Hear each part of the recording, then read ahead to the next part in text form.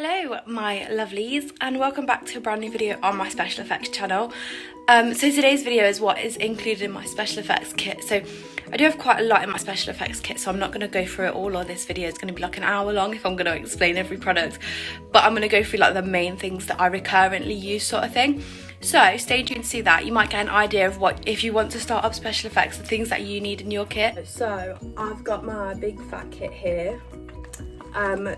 This is like, I've got a lot in here, but obviously I'm not gonna go, like I said in the intro, I'm not gonna go through it all because there's way too much in here. But I'm gonna start like with the main products that I use in like recurrently in each of my looks.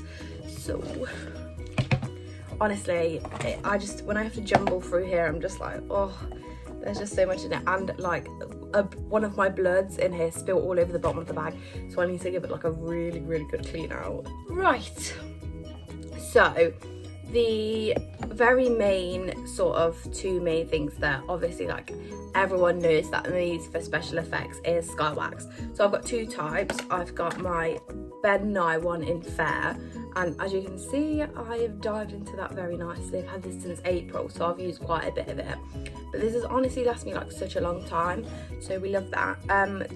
It's quite pricey, but honestly like it works really well, and it is quite sticky to be fair, so I do tend to have to use like makeup remover or something on my fingers when I'm using it, like moulding it, just so that like it's not sticking to my fingers when I'm trying to pat it into my skin or something.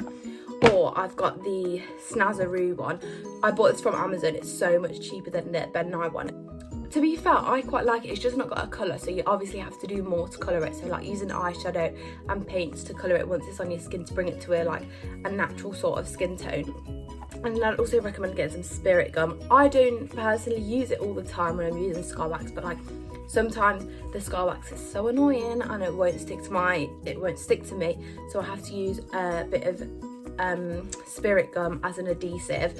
And actually these came in the same package, so they come together, so you just pop that down before you put any sky wax down, and it helps it stick to your skin a bit better. The next thing I'd recommend is having a big fat tub of Vaseline or petroleum jelly. This helps you to smooth the sky wax into your skin.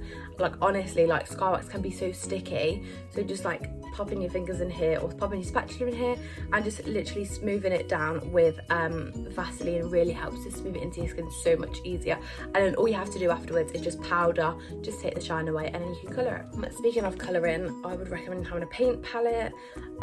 So this is one that I use with IPA. This is my big bottle of IPA. This literally stinks so strong, but it's good stuff. So basically I just mix some IPA with some of my paint colours. As you can see, I've obviously used the red and this colour here quite a bit because these are like the main injury colours, aren't they? But I just mix a little bit of my paint with IPA just to water it down to give it more of a translucent effect.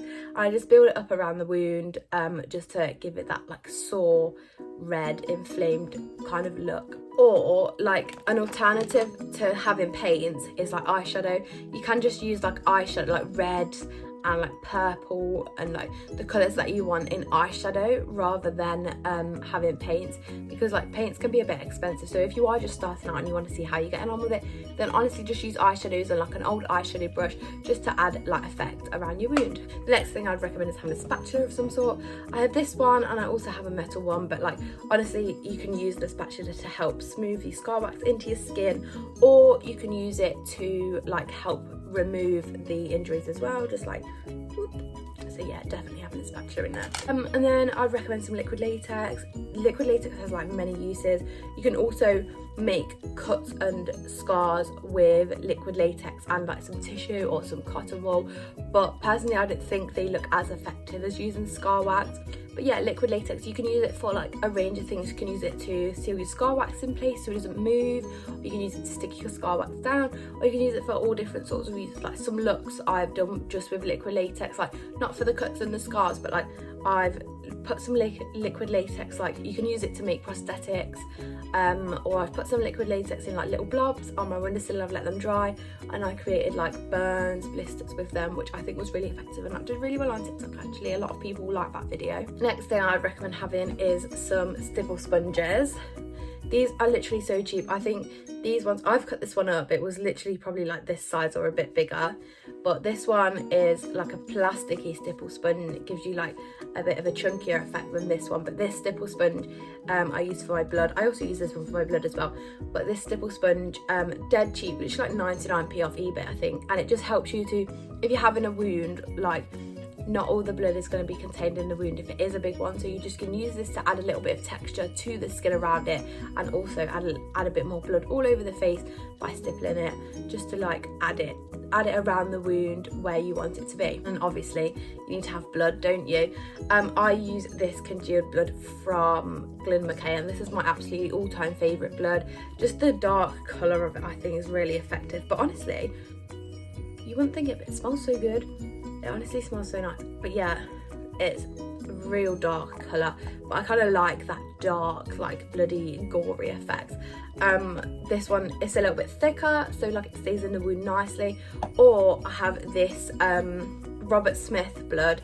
I've nearly used all this, so I definitely need to get some more. I need to do like a big special effects haul because I'm running out of like a few things, so I just need to get loads more of stuff. This is a lot more runny, and honestly it's like it works so well. So like if I did a big forehead wound on my head, and like honestly like I just wanted to drip a little bit of blood, so I just like plop plop and it drips all down, and it's just really nice. Like it's a really gives you a really good drippy effect, and that's what I really like. I also have a few other bloods from Graftobian or Graftobian. So like everything that I've just gone over now is what I would recommend like for a starter special effects kit.